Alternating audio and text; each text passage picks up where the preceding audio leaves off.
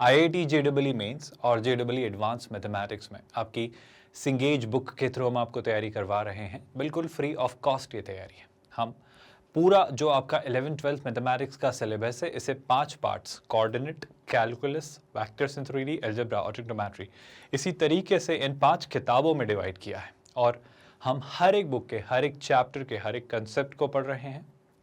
उन कंसेप्ट्स को कंसोलिडेट करने के लिए हम इलस्ट्रेशंस और एग्जाम्पल्स करते हैं।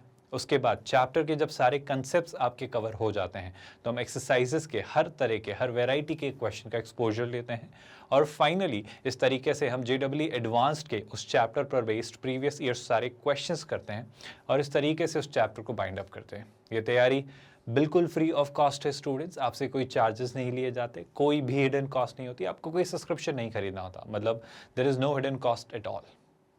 This is a 100% free of cost quality online education platform from kindergarten to 12th standard। आज जो हम अभी पढ़ रहे हैं वो क्या है भाई, वो आपकी आर्काइव्स जो JEE एडवांस्ड के प्रीवियस ईयर्स क्वेश्चंस हैं आपके चैप्टर 6 एलिप्स के हम वो कर रहे हैं। और आई होप आप जानते हैं आप हमारे PDFs, ई बुक्स और नोट्स के लिए भी टीम से कॉन्टैक्ट कर सकते हैं। इसके लिए आपको इसी वीडियो के डिस्क्रिप्शन में दिए गए लिंक गेट नोट्स पर क्लिक करना होगा।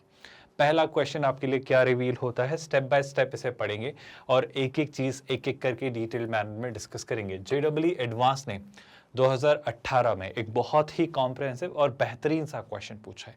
एक एक करके समझेंगे कि एग्जैक्टली वो बोलना क्या चाह रहे हैं। वो कह रहे हैं consider 2 straight lines, 2 straight lines हैं, each of which is tangent to both of the circle and the parabola. तो सर इस सर्कल और इस पैराबोला दोनों की वो क्या है, टेंजेंट है। ठीक है, इस बारे में बात करेंगे।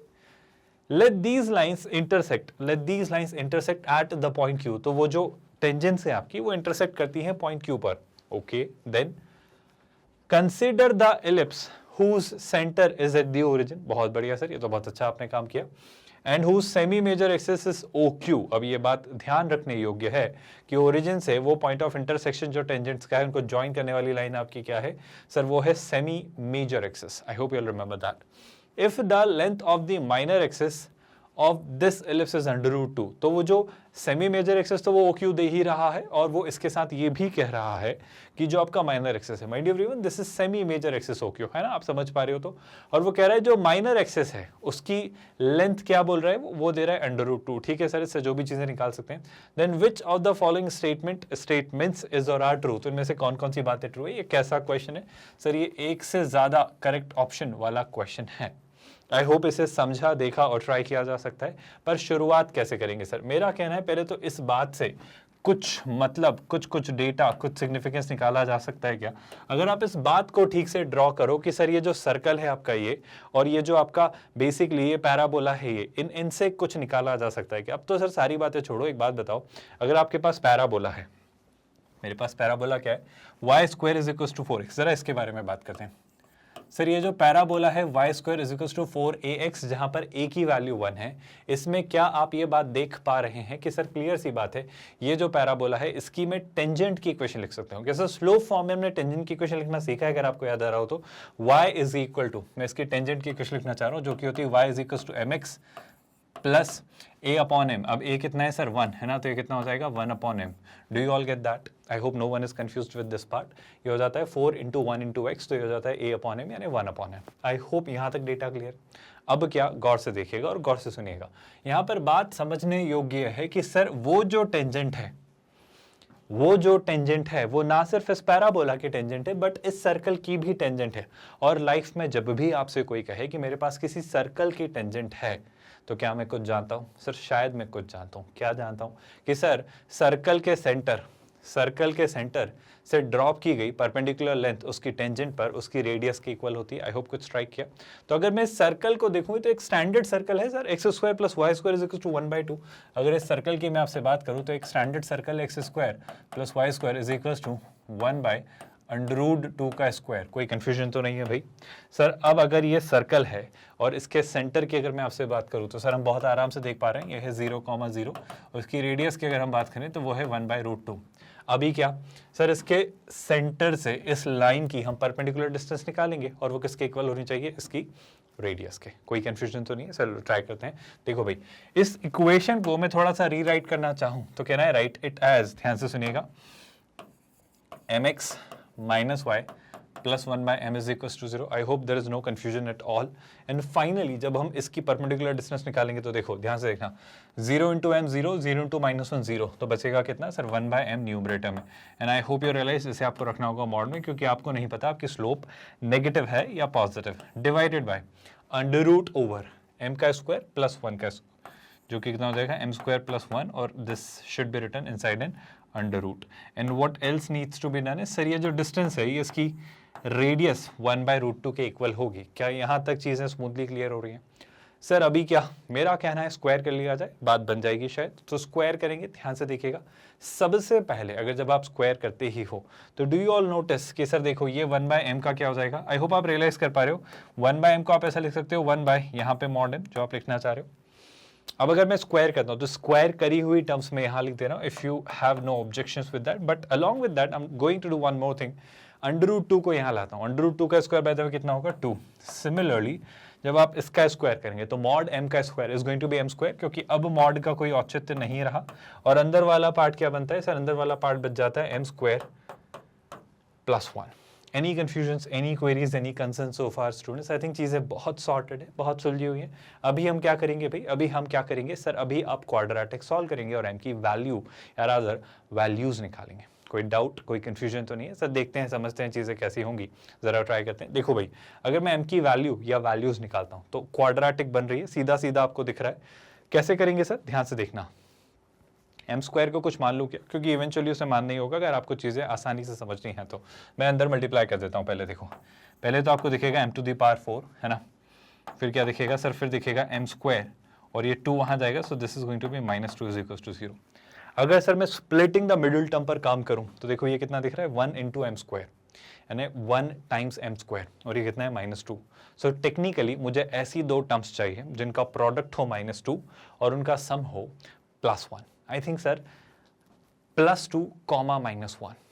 आई होप आपको समझ आ रहा है। अगर मैं ऐसा लिखूँ, इसे ध्यान से गौर से देखिएगा, अगर मैं इसे लिखता हूँ कैसा, m to the power 4 I keep as it is, है ना। m स्क्वायर को I will be writing in this manner, 2m square minus m square. I hope no one is confused with this part. Similarly, what are we left with? We are left with -2 is equal to 0. Any confusion so far? What are we going to do next? हम जो अगला काम करेंगे वो क्या करेंगे भाई, हम अगला जो काम करेंगे वो करेंगे कि सर मैं यहाँ से m स्क्वायर कॉमन लूँगा। अगर मैं यहाँ से m स्क्वायर, आई होप मैं यही लिख दूँ तो आपको कोई आपत्ति नहीं है। अगर मैं यहीं से m स्क्वायर कॉमन लेता हूँ, यहाँ पे थोड़ा स्पेस का इशू आएगा तो हम नेक्स्ट पेज पर ही लेकर जाते हैं। नेक्स्ट पेज पर क्या आता है, ध्यान से देखो, बहुत गौर से देखो।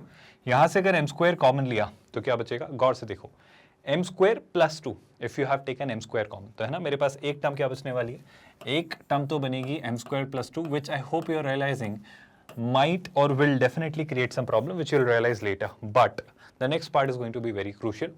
यहाँ पे जब आपने m स्क्वायर प्लस 2 बनाना चाहा तो आपने -1 कॉमन लिया, यहाँ से आपने m स्क्वायर कॉमन लिया था, तो technically the second factor is going to be m square -1, and this is the part which is going to help us a lot. समझो बात को, अगर मैं यहाँ से m स्क्वायर की वैल्यू m स्क्वायर प्लस 2 को 0 के इक्वल रखता हूँ तो m स्क्वायर -2 हो जाएगा, जो कि नहीं हो सकता। तो technically this is going to be the factor which we are going to accept. और m स्क्वायर कितना आता है, 1, और यहाँ से m कितना मिलता है, फिर यहाँ से m मिलता है +-1। Everyone comfortable with that? Is everyone very much comfortable with that कि m की जो वैल्यू आती है वो कितनी आती है, +-1? कोई डाउट? बहुत बढ़िया सर। अगर बहुत बढ़िया, तो क्या आप मुझे वो टेंजेंट या rather I would say tangents की इक्वेशन बता सकते हैं, क्योंकि वो टेंजेंट्स हैं, है ना, वो टेंजेंट्स है, वो दो टेंजेंट्स है टेक्निकली, और इसीलिए क्योंकि आपकी m की वैल्यू 2 आ रही है और टेंजेंट जो आनी चाहिए वो क्या होगी सर, वो हम जानते हैं, हम निकाल चुके हैं, mx - y + 1/m, और m की वैल्यू +-1 आ रही है। तो टेक्निकली जो पहली इक्वेशन आएगी, मैं m की जगह क्या रख दूंगा, +1, तो मैं यही रख रहा हूं, अगर आपको कोई आपत्ति ना हो और चीजें बहुत मेस्ड अप ना हो रही हो। और एक अच्छा समझदार इंटेलिजेंट, मैं अपने आप को इंटेलिजेंट नहीं कह रहा हूं, आप हैं इंटेलिजेंट स्टूडेंट्स, तो है ना, वो चीजें अब स्टेप बाय स्टेप सॉल्व करने की नहीं सोचेगा, वो बहुत सिस्टमैटिक आंसर नहीं लाएगा। वो ऐसा थोड़ी कर रहा है कि बोर्ड में आपको स्टेप्स के मार्क मिल रहे हैं, ये तो आंसर लाने वाले एग्जाम है, जहाँ पे आपको फटाफट अपना दिमाग लगाना है, फटाफट आंसर लाना है, सारे कंसेप्ट आपको पता है। और वो इतने स्मार्ट हैं, उन्होंने एग्जाम इस तरीके से डिज़ाइन किए, क्वेश्चन इस तरीके से बनाए कि अगर आप में दिमाग होगा, अगर आपने हर एक चीज़ पढ़ी होगी तो ही आप क्वेश्चन कर पाएंगे। तो स्टेप्स लिखवा के वो कुछ देखना चाह भी नहीं रहे आपसे, है ना। तो आप आंसर लाइए और मैं फटाफट यहीं लिख लेता हूँ। I hope you are not bothered by that कि सर एम की वैल्यू एक बार +1 और एक बार -1 ट्राई की। जब +1 ट्राई की तो कितना होगा सर, x - y + 1 = 0। जब आप -1 ट्राई करते हैं, माइंड एवरीवन, जब आप -1 ट्राई करते हैं तो कितना होगा, ये हो जाएगा क्या भाई, -x, है ना। यहाँ पे इट विल स्टे इंटैक्ट और यहाँ -1 ट्राई किया तो ये हो जाता है -1 = 0। Now to find their point of intersection. Sir point of intersection क्यों निकाले? अरे आपने क्वेश्चन ही पढ़ा क्या? वो कह रहा था ये जो टेंजेंट्स हैं, ये जो टेंजेंट्स इन दोनों कर्व की है, वो आप समझ पा रहे हो उनका। देखो इसने एक ही क्वेश्चन में अपने पैराबोला, सर्कल और एलिप्स तीनों पूछ लिया। ये खूबी है इस एग्जाम की कि आप बशर्ते कितना ही कुछ कह ले, नहीं सर मैं तो सर्कल एक इंपॉर्टेंट टॉपिक है वो बढ़ के चला जाऊंगा, पैराबोला एलिप्स का आएगा तो मैं छोड़ दूंगा। तो जनाब ये सर्कल का क्वेश्चन है, कितना कर पाएंगे आप? आपको ऐसा थोड़ी है कि आधा क्वेश्चन करके आएंगे तो आधे मार्क्स मिलेंगे, ऐसा तो होने से रहा। तो आपको करना तो पूरा ही क्वेश्चन है। प्रॉब्लम समझ आ रही है? तो भाई क्या करेंगे, तो अब इन दोनों लाइंस का पॉइंट ऑफ इंटरसेक्शन निकालेंगे, जो कि क्या है, Q। कोई कंफ्यूजन तो नहीं? देखो मैं पूरा क्वेश्चन नहीं कर रहा अभी, मैं आगे की 4 लाइन की तो चिंता भी नहीं कर रहा। और ऐसे ही आप लाइफ में करिए। आज से 5 साल बाद, आज से 2 महीने, आज शाम को क्या होने वाला है आपको नहीं पता। अभी आप क्या करेंगे, अभी जो मेरे हाथ में है वो करता हूँ। तो अभी एक एक करके 1 बॉल एट ए टाइम, एक वक्त पे एक काम किया जाए। खुश रहिए, फोकस करिए, है ना, प्रेजेंट मोमेंट में रहिए। सिंपल सी फिलॉसफी है साहब। तो Q पॉइंट, जो कि इन दोनों लाइंस का पॉइंट ऑफ इंटरसेक्शन है, निकालेंगे। तो दोनों लाइंस क्या है, ये क्या इन दोनों को सॉल्व करके पॉइंट ऑफ इंटरसेक्शन निकालना आपको नहीं आता? सर बहुत अच्छे से आता है, बोलो क्या करना है। मेरे ख्याल से दोनों को अगर मैं ऐड करता हूँ, तो देखो x - x 0, -y - y -2y +1 - 1 0 = 0, -2y = 0, मतलब y की वैल्यू कितनी आती है, 0, है ना। इन दोनों का जो पॉइंट ऑफ इंटरसेक्शन है उसकी बात कर रहा हूं मैं आपसे जनाब। y की वैल्यू 0, चाहे तो आप यहाँ रखें जैसा आपको ठीक लगेगा। यहाँ 0 रखा तो x + 1 = 0, तो x की टेक्निकली वैल्यू कितनी आती है सर, x की वैल्यू आती है -1। तो अगर मैं आपसे अब चीज़ें समझने को कहूँ ना, तो उसने आपकी लाइफ आसान कर दिया। सर आपको ऐसे कैसे लग रहा है कि उसने हमारी लाइफ आसान कर दी? आप समझो, पहले तो इतनी जो मेहनत करी है वो सिर्फ इस बात के लिए की है कि हम वो Q पॉइंट तक पहुंचना चाह रहे थे, जो कि आपका पॉइंट ऑफ इंटरसेक्शन है टेंजेंट्स का, और वो हमें मिला -1,0। ठीक है ना। अब जब ये -1,0 मिल गया है तो इससे फायदा क्या होगा सर? जरा पेशेंस रखिए जनाब, बहुत कुछ हो जाएगा। आप थोड़ी शांति रखें। शांति इसलिए रखें क्योंकि अभी आपको बात क्लिक होनी चाहिए थी। अगर आपने क्वेश्चन ठीक से पढ़ा था ना, तो आपको यहाँ पे क्लिक हो जाना चाहिए था कि अब क्या होने वाला है, क्योंकि बाय डिफॉल्ट उन्होंने बातों ही बातों में आपको स्टैंडर्ड एलिप्स पर लाकर रख दिया है। सर आप कैसे कह सकते हो स्टैंडर्ड एलिप्स पर लाकर रख दिया? गौर से देखिए, लाके रख दिया है, बस आप समझ नहीं रहे हो। सर ऐसे कैसे? चलो इसी बारे में बात की जाए आज। मैं बस यही हिंट देना चाह रहा हूँ, अब थोड़ा सा पेशेंस रखेंगे और हमारी बात बन जाएगी, है ना। तो ये आपका रहा स्टैंडर्ड एलिप्स। गौर से सुनिएगा, उसने कहा था जो आपका सेमी मेजर एक्सिस है वो क्या है, OQ मतलब ये आपका ओरिजिन, और Q मतलब point of intersection. Point of intersection of those two tangents which happens to be -1,0, है ना। तो Q के कोऑर्डिनेट्स क्या रहे सर? वो रहे -1,0। चीज़ें चूंकि जीवन में सिमेट्रिकल होती हैं, अगर ये आपका सेमी मेजर एक्सिस है तो इधर वाला पार्ट दूसरा बचा हुआ पार्ट होगा, जिसे अगर मैं Q कह रहा हूँ तो let's call it P for a while and let's point it out as 1,0। I hope you all are comfortable with that. While doing that, they have also told you that जो आपका minor axis है, the length of the minor axis of this ellipse is √2। जो ये आपका minor axis है उसकी length वो √2 दे रहा है। सो इन केस अगर आप जानना चाहेंगे तो मैं आपसे कहूंगा कि ये जो लेंथ है, सेमी माइनर एक्सिस भी नहीं जाना, उसने कहा माइनर एक्सिस, तो उसकी लेंथ है √2। तो टेक्निकली ये पॉइंट और ये पॉइंट कितने होंगे सर? इससे √2 का हाफ, तो √2/2। आई होप आप समझ पा रहे हो ना। ये टोटल डिस्टेंस कितनी है? √2। तो ये डिस्टेंस और ये डिस्टेंस इक्वल होती है, हम जानते हैं, चीजें बिल्कुल सिमेट्रिकल होंगी क्योंकि एलिप्स का सेंटर कहाँ है? ओरिजिन पर। तो √2 का हाफ कितना होगा सर? √2 / 2, है ना।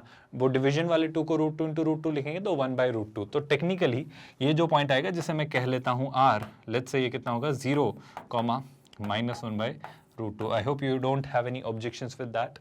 इन the same manner shall I say अगर मैं इसे कह लूँ S, है ना। वैसे जनरली फोकस को आप ऐसे डिनोट करते हो, बट अब ठीक है PQRS ले रहे हैं तो ले लेते हैं। ऐसा कोई आप बहुत बड़ा पाप नहीं कर रहे हैं ना, बस कन्वेंशन के थोड़ा सा अगेंस्ट जा रहे हैं। तो इस तरीके से आपके 4 पॉइंट्स आते हैं। Do you have any problems with that? Shall I continue further after this? अगर यहाँ तक चीज़ें क्लियर है तो अभी आप क्या करना चाह रहे हो सर? अब सुनते जाइएगा। अब उसने मेरे ख्याल से काफ़ी कुछ कह दिया है, काफ़ी कुछ आपको बताया। आप चाहे तो एसेंट्रिसिटी निकालिए, एसेंट्रिसिटी निकाल कर, क्योंकि ए और बी पता है, उससे आपको फोकाई मिल जाएंगे और आप चीज़ें निकाल लेंगे। और जितना मैं देख पा रहा हूँ शायद एसेंट्रिसिटी की ज़रूरत तो पड़नी है सर, अगर आप ध्यान से देख लो तो क्या मैं एक छोटा सा काम और कर लूँ कि इक्वेशन ऑफ इलिप्स तो लिखूंगा ही लिखूंगा, एसेंट्रिसिटी भी निकाल ही लेता हूँ, क्योंकि लाइफ में वो तो निकालना ही होगा, तो निकाल लेते हैं। क्योंकि देखो मैं क्वेश्चन में पढ़ा रहा हूँ, एसेंट्रिसिटी पूछ रहा है वो, है ना, लेंथ ऑफ लेटस रेक्टम भी पूछ रहा है, तो एसेंट्रिसिटी और लेटस रेक्टम दोनों चाहिए। सर जीवन इतना आसान है ना कि आप दिमाग लगाओ, कैसे दिमाग लगाना है बताओ। अच्छा बताओ ए की वैल्यू क्या होगी? सर ए होता क्या है? अरे जनाब 2a कितना होता है? सर ये 2a होता है, तो 2a का हाफ a होता है, a वही बात है ना, 1 है। तो अगर मैं इसकी इक्वेशन आपसे लिखवाना चाहूँ तो आप क्या लिखेंगे? हम लिखेंगे x² / 1 प्लस y² / b²। ये मैंने लिखा है x² / a², y² / b²। b कितना होता है sir? Semi minor axis. Semi minor axis कितना होगा? 1/√2 और 1/√2, मतलब लेंथ वाइज बात कर रहा हूँ, तो 1/√2 का स्क्वायर कितना होगा सर? 1/2। तो आप यहाँ पे मैं यही लिख दे रहा हूँ, अगर आपको कोई परेशानी ना हो तो 1/2 = 1। Is everyone comfortable with this equation written so far? Now what are you going to ask? मैं आपसे दो बातें पूछ रहा हूँ अभी तो, कि आप मुझे इलिप्स की इसेंट्रिसिटी और लेटस रेक्टम की लेंथ बता सकते हैं। चलो निकालते हैं इसेंट्रिसिटी। सर पहले तो बताओ, ये क्लियर था, b² छोटा है a² से, आपका मेजर एक्सिस x एक्सिस ही है, तो आप इसेंट्रिसिटी क्या लिखेंगे? सर इसेंट्रिसिटी की जो इक्वेशन होगी यानी वैल्यू होगी वो होगी e² = 1 - b² / a²। Are you all with me so far? अभी क्या करना है सर? अगर मैं अभी बोलता हूँ आपसे, तो देखो भाई e² जो है 1 - b², तो 1/, आई एम रियली सॉरी, ये b² ही है ना, 1/2 का स्क्वायर मत कर देना आप 1/4। तो कितना है? 1/2 और अपॉन में a² जो कि टेक्निकली 1 ही है ना। और अगर यहाँ से मैं सिंप्लीफाई करता हूँ तो 1 - 1/2 1/2 और 1/2 का अंडर रूट 1/√2 है ना। तो सर इस तरीके से इसेंट्रिसिटी तो आती है 1/√2। एक काम करते हैं, मुझे ऑप्शंस में से लेटस रेक्टम की लेंथ भी दिख रही थी। लेटस रेक्टम क्या होती है याद करो सर? b² / 2a। आप बोले तो नहीं हो स्टूडेंट्स, हमने याद है बहुत डिटेल्ड मैनर में डिस्कशन किया है आपका b² / 2a वाला, याद आ रहा है आप सभी को? तो क्या मैं दोनों तरीकों से, जब हम इसेंट्रिसिटी निकाल चुके 1/√2, यहाँ पे 1/2 आ रही, तो वैसे तो मुझे ऑप्शन ए लग रहा है, पर अगर मैं थोड़ी सी मेहनत करके और लेटस रेक्टम की भी लेंथ निकाल लूँ तो बात बन जाएगी, है ना। मैंने लेटस रेक्टम की लेंथ b² / 2a बोला था क्या? जितना मुझे याद है शायद वो 2b² है। I am really sorry for that, क्योंकि आप सोच के देखो ये पॉइंट होता है b² है, ये भी b² है, तो total distance b² plus b² 2b² होगी। आई होप आप भूले नहीं है ना। लेटस रेक्टम की लेंथ निकालेंगे भाई, तो लेंथ ऑफ लेटस रेक्टम कितनी आएगी? गौर से देखिएगा सर, वो हो जाएगी आपकी 2b² a। वैसे हमें आंसर मिल रहा है, बट फिर भी for the sake of keeping things verified I am going to reverify this thing clearly. क्या भाई ध्यान से देखो, 2 तो 2 है, b² कितना होगा सर? b² है 1/2, सो आई विल कीप दिस 1/2 और डिनोमिनेटर में a यानी कितना? 1। And I hope you all must have notice 2 से 2 कैंसिल, तो ये बचा 1। और इस बेसिस पर लेटस रेक्टम की लेंथ आती है 1, इसेंट्रिसिटी आती है 1/√2, और आप आराम से ऑप्शन ए मार्क करेंगे if you all are agreeing with that. Any confusion so far? और इस बेसिस पे सर ऑप्शन बी तो गलत हो रहा है, वो यहीं से देख के गलत हो जा रहा था कि ये नहीं हो सकता, है ना। पर चूंकि हमें नहीं पता था लेटस रेक्टम की लेंथ क्या है, इसलिए हमने ये दोनों बातें चेक करी। सर अब एक और बात वो पूछ रहे हैं, ऑप्शन सी और ऑप्शन डी ध्यान से देखो, कुछ गड़बड़ है इसमें। गड़बड़ कुछ नहीं, बस चीजें नए तरीके से पूछनी है। थोड़ा सा इसका जो पार्ट है ना वो आप पढ़ेंगे डेफिनेट इंटीग्रेशन में, बट चूंकि मेरा ये मानना है कुछ बेसिक्स आपको जरूर पता होंगे कैलकुलस के, तो ट्राई तो जरूर बनता है, तो ट्राई करेंगे। देखो क्या लिख रहा है वो, area of the region bounded by the ellipse between the lines x is equals to 1/√2 and x is equals to 1 is this, जो भी दिया है ना। पहले तो सर ये पॉइंट्स कुछ अजीब से लग रहे हैं, आप मत घबराइए, ये बताओ, वैसे तो आपको दिख जाना चाहिए था, बट फिर भी छोड़ो, एक बात बताओ, इसकी इसेंट्रिसिटी छोड़ो, अगर आपको पता चल गई तो क्या आप मुझे इसका फोकस बता सकते हो? सर फोकाई जो होते हैं दोनों, वो होते हैं -AE,0 और AE,0। AE मतलब क्या? A कितना है 1 और E कितना है 1/√2, तो शेलाई से ये जो पॉइंट होगा 1/√2, 0 होगा। सो टेक्निकली वो आपसे कौन सी डिस्टेंस पूछ रहा है? वो आपसे x इज इक्वल्स टू जब 1/√2 यानी कि ये वाली लाइन, क्या आप मेरी बात समझ पाए? x इज इक्वल्स टू 1/√2 यानी कि ये वाली लाइन, तो इन दोनों लाइंस के बीच की सर ये लाइन आप कहाँ से लेके गए? आप खुद देखो ना, उसने क्या बोला? उसने बोला x इज इक्वल्स टू 1/√2 से x इज इक्वल्स टू 1, तो x इज इक्वल्स टू 1 मतलब ये पॉइंट। अब अगर x इज इक्वल टू 1/√2 से x इज इक्वल टू 1 तक चलेंगे तो आई होप आपको यही रीजन दिख रहा है, और inside the ellipse, interior region of ellipse, तो वो यही बनता है, तो वो इस एरिया में इंटरेस्टेड है। मेरा महज आपसे इतना सा कहना है, क्या आप ये नहीं देख पा रहे हो कि चीज़ें बिल्कुल सिमेट्रिकल हैं?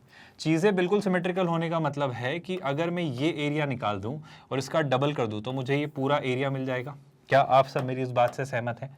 I hope no one is confused with that part. तो let's try and figure that out. कोई कंफ्यूजन? एरिया कैसे निकालेंगे सर? एरिया के लिए हम यूज़ करेंगे डेफिनेट इंटीग्रेशन का एरिया अंडर द कर्व वाला कंसेप्ट। बहुत अच्छे से शायद ना पता हो आपको, बस मैं इतना सा आपको इल्म देना चाह रहा हूँ कि ध्यान से सुनिएगा। एरिया अंडर द कर्व का कंसेप्ट कहता है कि मान लो ये अगर एक कर्व है और इसकी इक्वेशन है f(x), है ना, मान लो बस, और ये है एक लाइन y एक्सिस के पैरेलल जो कि है x is equal to a, और ये भी एक लाइन है जो कि है अगेन y एक्सिस के parallel x is equal to v, और मान लो थोड़ी देर के लिए कि ये रहा आपका क्या y एक्सिस, ये रहा सॉरी x एक्सिस, है ना। तो आपसे अगर इस रीजन का कोई एरिया पूछे, किसका, ये जो दो लाइंस है a से b के बीच में और इस कर्व के नीचे और x एक्सिस के ऊपर, इस रीजन का अगर एरिया पूछे तो इंटीग्रेशन का कंसेप्ट कहता है कि सर जो लिमिट है आपकी a से b, ये ऐसा क्यों कर रहे हैं, इसका डिटेल्ड डिस्कशन कैलकुलस में पढ़ेंगे। अभी बस मान लीजिए ऐसा करते हैं, कर्व को इंटीग्रेट करिए x के रिस्पेक्ट में, ये जो होगा ये आपके शेडेड रीजन का एरिया होगा। सर ऐसा क्यों? बस अभी थोड़ा सा मान लो कि ऐसा करते हैं, मैं यकीनन तौर पर कैलकुलस में एक डिटेल्ड मैनर में आपको प्रूफ के साथ ये डिस्कस करूंगा कि ऐसा करने से ये एरिया क्यों आ रहा है। पर क्या आपको रियलाइज हो रहा है कि सर आप किसी भी कर्व का एरिया निकाल सकते हो इस फॉर्मूले से? जी हाँ, इतनी खूबसूरत बात है ये मैथमेटिक्स की कि वो इतनी आसानी से आप खेल कर देगी। खैर बहुत आसान बात तो आपको अभी नहीं लगेगी, बट हाँ later on you will realise कि चीज़ें बहुत टफ भी नहीं है।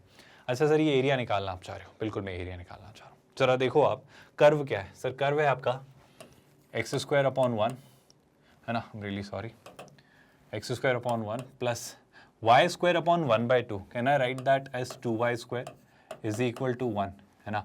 अब अगर मैं इसे सिंप्लीफाई करना चाहता हूँ तो मैं क्या लिखूंगा सर? मैं y की टर्म्स, मतलब y को x की टर्म्स में लिखता हूँ, तो x² उधर गए तो y² कितना होता है सर? y² हो जाता है, ध्यान से देखना, 1 - x² और अपॉन में 2 है ना।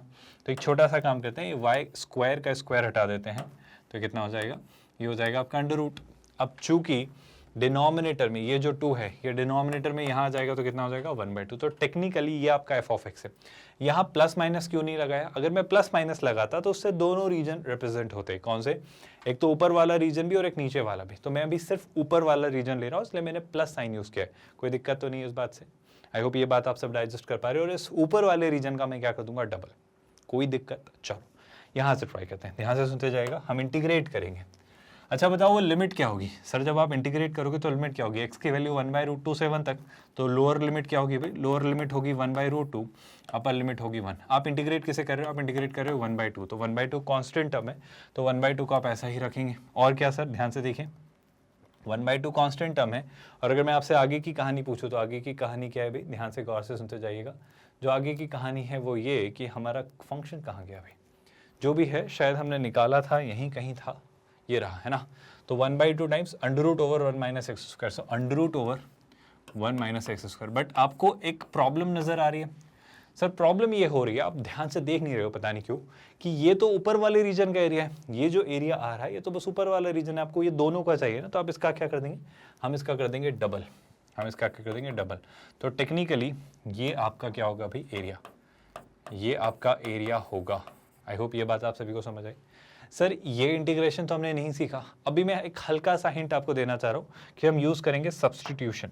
अब सब्सटीट्यूशन क्या होता है? ध्यान से सुनना। सब्सटीट्यूशन कहता है कि सर x को आप रिप्लेस कर दो let's say for a while sin theta से। ऐसा क्यों? क्योंकि मुझे यहाँ 1 - x² दिख रहा है। Do you all get that? तो जैसे ही 1 - x² में, मतलब x की जगह अगर मैंने sin थीटा रखा, तो पहले तो मैं यहाँ पर सब्सटीट्यूशन जब यूज़ करते हैं आप, तो इसको डिफरेंशिएट करते हैं तो ये हो जाता है dx sin थीटा का डिफरेंशिएशन cos थीटा, और ये हो जाता है d थीटा। मतलब टेक्निकली x का डिफरेंशिएशन थीटा के रिस्पेक्ट में dx/d थीटा, और sin थीटा का डिफरेंशिएशन cos थीटा। तो ये लेबनीज की कोफिशिएंट होते हैं, तो dx यहीं रख सकते हो आप और d थीटा को वहाँ ले जाता है। तो टेक्निकली मैं 2 या रादर 3 चीज़ें करूँगा। एक तीसरी चीज़ क्या करेंगे? गौर से देखना। तीसरी चीज़ ये करूँगा कि सर अगर x sin थीटा है तो थीटा कितना होगा सर? थीटा होगा साइन इनवर्स एक्स। सर ये क्यों कर रहे हो? 2 मिनट थोड़ा रुकिए ज़रा, आपको समझ आ जाएगा। क्योंकि ये जो 1/√2 और 1 जो लिमिट है वो एक्स के अकॉर्डिंग है। अगर आप लिमिट चेंज करना चाहते हो, क्योंकि आपने सब्सटीट्यूशन किया है, तो आपको ये बात चेंज करनी होगी। तो ध्यान से सुनिएगा, अगर मैं थीटा निकालना चाहूँ, मतलब अगर मैं लोअर लिमिट निकालना चाहूँ, तो मैं इसको थीटा निकालना चाहूँ तो क्या, अगर साइन इनवर्स 1/√2 निकाला तो आई होप आप समझते हो कितना होता है, π/4, है ना। तो लोअर लिमिट कितनी आ जाएगी? अगर मैं x की जगह 1/√2 रखूँ तो लोअर लिमिट कितनी हो जाएगी? π/4। आई होप आप समझते हो। और अगर मैं x की जगह 1 रख देता हूँ तो साइन इनवर्स 1 कितना होगा सर? वो हो जाएगा 90 डिग्री, है ना। क्या ये दोनों बातें आप सभी को पता है? आई होप ये बातें आप बहुत अच्छे से जानते हैं। अभी क्या सर, अब चीज़ें आपकी बस रिप्लेस करने की रह गई हैं। तो 1/√2 को क्या रख देंगे? π/4। ठीक है सर, 1/√2 को रखते हैं π/4, कोई दिक्कत तो नहीं। 1 को क्या रख देंगे भाई? 1 को रख देंगे π/2। ओके, एंड देन अब तो चीज़ें आसान है भाई, आप खुद बता दें। ये 2 से 1/2 कैंसिल, 1 माइनस एक्स स्क्वायर यानी कितना? 1 माइनस साइन स्क्वायर थीटा, वो कितना होता है? Cos square theta. चूंकि आप अभी चीज़ें सॉर्टेड ही रखना चाह रहे हो तो कॉस स्क्वायर थीटा का अंडर रूट कॉस थीटा। तो यहाँ पे टेक्निकली आपको क्या मिलेगा? यहाँ पर आपको मिलेगा कॉस थीटा, और क्या सर? डी एक्स की जगह आप रख देंगे कॉस थीटा डी थीटा। आई होप यहाँ तक कोई परेशानी आपत्ति नहीं है। हमने क्या किया, गौर से सुनिएगा भाई, हमने बड़ी सिंपल सी बात की है कि सर यहाँ पर x की जगह तो आपने क्या रख दिया? कॉस थीटा, कोई दिक्कत। तो जैसे ही x की जगह सॉरी साइन थीटा, तो साइन थीटा रखा तो कितना? 1 माइनस साइन स्क्वायर थीटा, कोई आपत्ति। और क्या किया, गौर से सुनिएगा, जब आपने यहाँ पर रखा साइन थीटा तो ये होता है 1 माइनस साइन स्क्वायर थीटा, जो कि कितना होता है? कॉस स्क्वायर थीटा, उसका अंडर रूट लिया तो कॉस थीटा। और डी एक्स की जगह जब आपने वैल्यू रिप्लेस की तो यह जाता है cos theta into cos theta D theta.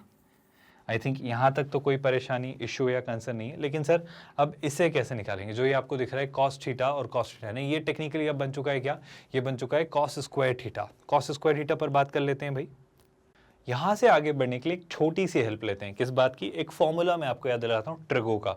Trigo का फॉर्मूला क्या है? आप याद करो कि आपने पढ़ रखा है कि सर cos 2 थीटा का एक फॉर्मूला होता है जो कि होता है 2 cos square theta -1। I hope ये फॉर्मूला आपको पता है। ऐसा क्यों कर रहा हूँ मैं? बस थोड़ा सा पेशेंस रखेंगे, बात बन जाएगी। ध्यान से देखना, अगर ये -1 इधर लाए तो क्या हो जाएगा सर? ये हो जाएगा 1 प्लस cos 2 थीटा, है ना। और क्लियर सी बात है, cos स्क्वायर थीटा कितना हो जाएगा? डिवीजन में 2। This is the value of cos square theta. क्योंकि हम cos स्क्वायर थीटा का इंटीग्रेशन नहीं जानते तो मैं उसे इस तरीके से किसी फॉर्म में ब्रेक कर रहा हूँ, है ना। तो इसे हम क्या लिखेंगे? cos स्क्वायर थीटा को 1 plus cos 2 theta divided by 2। याद रखिएगा, ये बात बहुत काम आने वाली है, हम बहुत बार इसे यूज़ करेंगे। ठीक है क्या? चलो यूज़ करते हैं, देखते हैं। ये है cos स्क्वायर थीटा, इसे हम इंटीग्रेट करेंगे π/4 से π/2 तक, और यही आपको आंसर लाकर देगा, है ना। तो π/4 से, हम रियली सॉरी, π/4 से सर π/2 तक, और cos स्क्वायर थीटा को आप क्या लिख रहे हैं? हम लिख रहे हैं 1 plus cos 2 theta divided by 2, and that 2 I am shifting here d theta. Is everyone comfortable with that? I hope no one is confused with this part. अभी क्या सर? अब आसान है, आप देखो ध्यान से कैसे, गौर से देखना। π/4 से π/2 की हम बात करेंगे, 1/2 की भी हम बात करेंगे, लेकिन मैं अगर अंदर की बात करूं तो 1 का इंटीग्रेशन बताओ सर। 1 का इंटीग्रेशन थीटा, है ना, theta plus sir cos 2 theta का इंटीग्रेशन बताओ। अब चूंकि हम जानते हैं, जैसे ध्यान से सुनना, थीटा मतलब अगर मैं इंटीग्रेशन की बात करूं तो इंटीग्रेशन कंसेप्ट क्या है? ये एग्जैक्ट अपोजिट प्रोसेस है डिफरेंशिएशन की। मतलब अगर आपसे कोई पूछे कि cos 2 थीटा का इंटीग्रेशन क्या होगा, तो आप ये सोचो कि कौन सा ऐसा फंक्शन है जिसका डिफरेंशिएशन cos 2 थीटा होता है। आई होप आप समझते हो कि साइन थीटा, मतलब अभी मैं सिर्फ cos थीटा के कॉन्टेक्स्ट में बात कर रहा हूँ, cos 2 थीटा की हम बात करेंगे तो साइन थीटा का डिफरेंशिएशन cos थीटा होता है। तो सिमिलरली cos थीटा का इंटीग्रेशन क्या होगा? Sine theta. सर ये बात तो समझ आ गई, लेकिन यहाँ पर तो cos 2 थीटा है, तो cos 2 थीटा कैसे आएगा? गौर से देखना, जो भी यहाँ एक्सप्रेशन है, अगर मान लो ये cos 2 थीटा होता है, वैसे मैं भी सिखाना नहीं चाह रहा हूँ इतनी बारीकी में जाकर, बट फिर भी समझ लो कि सर जो भी आपका एक एक्सप्रेशन है उसे ही रखिए, बस उसमें जो भी आपका ये कोफिशिएंट है थीटा का, जैसे कि cos 2 थीटा का इंटीग्रेशन कितना होगा? sin 2 theta. जैसे cos थीटा अगर होता तो sin थीटा होता, लेकिन अगर थीटा का कुछ कोफिशिएंट है, अगर थीटा का कुछ कोफिशिएंट है तो आप उससे डिवाइड कर देंगे। यानी कि क्या, अगर ये cos 2 थीटा लिखा हुआ है तो आप इसका इंटीग्रेशन क्या लिखेंगे? sin 2 theta. और थीटा का कोफिशिएंट क्या है? सर थीटा का कोफिशिएंट है 2, तो आप 2 से डिवाइड कर देंगे। अगर ये बात आपको भी नहीं समझ आ रही है, अगर ये बात आपको नहीं समझ आ रही है तो मैं एक अलग तरीके से इसको समझाता हूँ, गौर से देखो। वैसे अभी इतना लोड मत लीजिएगा इस बात का, हम कैलकुलस में डिस्कस करेंगे, बट फिर भी मैं हाथों हाथ आपको दिखा देता हूँ कि चीज़ें ऐसी क्यों हो रही हैं, जैसे समझना। जैसे अभी फिलहाल पूरा क्वेश्चन भूल जाओ, मान लो मुझे सिर्फ cos 2 थीटा को इंटीग्रेट करना होता है ना, तो cos 2 थीटा को इंटीग्रेट करना है तो ध्यान से देखो, अगर मैं मान लेता हूँ थोड़ी देर के लिए 2 थीटा को क्या, लेट्स से x, क्या आप मेरी इस बात से सहमत हैं? तो थीटा कितना हो जाएगा सर? थीटा हो जाएगा x/2, है ना। अगर डिफ्रेंशिएट करता हूँ तो डी थीटा कितना हो जाएगा? डी थीटा हो जाएगा dx/2। बस मैं यही करना चाह रहा हूँ, यही समझाना चाह रहा हूँ आपको। आई होप आप सब्सटीट्यूशन एक और लेवल पे मैं कर रहा हूँ, लेकिन इस बार मैं इस तरीके से सोच रहा हूँ चीज़ें, है ना। सिंपल सी बात है, cos 2 थीटा की जगह क्या रखा सर? cos 2 थीटा, थीटा की जगह क्या रखा? x, तो क्या हो जाएगा? cos x, है ना। d थीटा की जगह क्या हो जाएगा? वो हो जाएगा सर dx/2। बस एक ही बात का आपको ध्यान रखना है, जब आप ऐसा करेंगे तो आपकी लिमिट चेंज हो जाएगी, क्योंकि आपने फिर से सब्सटीट्यूशन किया है। तो जब आपकी लिमिट चेंज होगी तो लिमिट में फिर बदलाव आएंगे। क्या आप मेरी बात समझ पाए? यानी कि जब आप ऐसा करना चाहेंगे, गौर से देखिएगा, गौर से देखना। पहली बात तो सर मैं थीटा के लिए अलग लिमिट यूज़ कर लूँ क्या? बिल्कुल कर लो, ताकि मैं आपकी सारी कन्फ्यूजन दूर कर दूँ। ये काम हम हाथों हाथ फटाफट फ्रैक्शन ऑफ सेकंड्स में कर लेंगे, बट चूंकि अभी आपको सारे बेसिक्स नहीं पता है, अभी आपको इंटीग्रेशन बहुत अच्छे से नहीं पता, इसलिए मैं स्टेप बाय स्टेप आपको चीज़ें बता रहा हूँ। और जब हम इंटीग्रेशन पढ़ लेंगे तो ये काम आप बहुत आसानी से फटाफट कर लेंगे, बट चूंकि you are still a little unaware of all these things, hence I'm keeping it very simple, hence I'm trying to keep it simple, है ना। तो सर थीटा के लिए जो लिमिट्स होंगी वो क्या होंगी सर? वो होंगी π/4 से π/2। अब गौर से सुनिएगा जो मैं अगला काम करने जा रहा हूँ। इस cos 2 थीटा में हमने क्या किया? 2 थीटा को रिप्लेस किया x से। गौर से देखिएगा, तो कितना हो जाएगा sir? 2 d theta is equal to dx। तो d थीटा की वैल्यू कितनी हो जाएगी सर? वो हो जाएगी dx/2। कोई परेशानी, कोई आपत्ति, कोई दिक्कत, कोई कंसर्न? लेकिन इस दरमियान आप एक बात का और ध्यान रखिएगा सर, सुनिएगा ध्यान से। पहली बात तो क्या, अगर मैं cos 2 थीटा का इंटीग्रेशन करूं तो दिमाग में लगाओ, दिमाग में सोचो, cos 2 थीटा की जगह आप किसका इंटीग्रेशन कर रहे हो? cos x का। आप सुन रहे हैं क्या? लेकिन d थीटा की जगह आपने क्या रिप्लेस कर दिया? dx/2, है ना। तो आप कुछ इस तरीके से चीज़ें कर रहे हो। और एक छोटी सी बात का आप ध्यान रखेंगे सर, ध्यान से देखना, जब थीटा π/4 है तो x कितना होगा? ध्यान से देखो, π/4 इंटू 2, यानी कितना हो जाएगा? π/2। Do you all agree with this? Similarly जब थीटा π/2 है तो 2 इंटू π/2 कितना हो जाएगा? पाई। आई होप इस बात से किसी को कोई कंसर्न नहीं। अब सीधी सी बात, cos x का इंटीग्रेशन सर वो होता है sin x। तो आप क्या लिखेंगे? आप लिखेंगे sin x, है ना। और इसमें लिमिट्स क्या पास होंगी? इसमें लिमिट्स पास होंगी π/2 से पाई, इसमें लिमिट्स पास होंगी π/2 से पाई, और यहाँ पर आप इसे किससे डिवाइड कर रहे हैं? 2 से। तो वो 1/2 तो यहाँ भी था, यहाँ भी था, लेकिन एक बात याद रखिएगा, ये जो 1/2 था ये यहाँ भी मल्टीप्लाई होगा, तो टेक्निकली ये 2 कितना हो जाएगा? ये 2 हो जाएगा टेक्निकली 4। क्या आप मेरी बात समझ पा रहे हो? फिर से रिपीट करता हूँ, ये जो 1/2 था ये इससे और इससे दोनों से मल्टीप्लाई होता, तो इससे जब हुआ तो 1/2 ही रहा, लेकिन यहाँ पे जब हुआ तो 1/2 है और एक 2 यहाँ पे ऑलरेडी था, तो 1/4। Everyone with me so far? Now it's just a matter of putting or transferring all the values. Sir इतना कर क्यों रहे हो? अब क्या इसका आसान तरीका नहीं था? था। इसका एक और आसान तरीका था जो मैं आपको सिखाना चाह रहा था, लेकिन अभी this thing did not allow me that limit, कि सर एक सीधा फॉर्मूला था √a² माइनस x² का, हम सीधे वहाँ पर वैल्यूज़ रख कर भी इसका आंसर ला सकते थे, बट अभी चूंकि उतनी डिटेल में जाने में मैं सीधे फॉर्मूला कह तो देता पर शायद आपको क्लिक न करता, इसलिए I kept it this way. I hope आप बात समझ पा रहे हो, आप समझ रहे हो। JEE एडवांस का एक क्वेश्चन है, एलिप्स, सर्कल और उसमें पैराबोला पूछते पूछते आपको डेफिनेट इंटीग्रेशन पर लेकर चला गया है। आपको नजर आ रही हैं चीज़ें कैसे हो रही हैं? तो सर फटाफट वैल्यूज़ रखते हैं, ध्यान से देखते जाइएगा, चीज़ें समझते जाइएगा क्या हो रही हैं। गौर से देखो सर, जैसे ही π/2 पास किया तो कितना हो जाएगा? π/2 माइनस कितना? π/4। आई होप आप जानते हैं लिमिट्स कैसे पास होती हैं। और इसमें क्या दिख रहा है? इसमें यहाँ पर दिख रहा है 1/2, है ना। So let's keep this 1/2 like this, plus यहाँ पर 1/4 दिख ही रहा है, बिल्कुल दिख रहा है। और अंदर क्या दिख रहा है? गौर से देखिए, अंदर अब जब पास किया तो क्या दिखेगा? sin पाई। सर sin पाई की वैल्यू तो मुझे पता ही नहीं है। अगर आपको नहीं पता है तो आप ग्राफ के बनेंगे, मैं बहुत सिंपल रखना चाह रहा हूँ चीज़ें, अगर आपको कन्फ्यूजन नहीं हो तो। 0 ये होता है π/2 और ये होता है पाई। तो क्या आप देख पा रहे हो? पाई के किसी भी मल्टीपल पर sin 0 रिटर्न करता है, तो sin पाई कितना होगा? 0, है ना। 0 माइनस sin π/2 कितना होता है? 1। So this is going to be technically -1। I hope यहाँ तक कोई कन्फ्यूजन नहीं है, चीज़ें स्मूथ है, चीज़ें क्लियर हैं। अब अगर सिंप्लीफाई करने की कोशिश की जाए तो क्या आप देख पा रहे हो? सर चीज़ें बहुत सॉर्टेड सी हैं, अगर आप ध्यान से देखो तो। कैसे? मैं कैसे सिंप्लीफाई कर लूँ? बिल्कुल ट्राई करिए, क्योंकि अगर मैं सिंप्लीफिकेशन के साथ आगे बढ़ूँ तो आंसर मुझे कुछ ऐसे ही चाहिए, आंसर मुझे कुछ ऐसे ही चाहिए, है ना।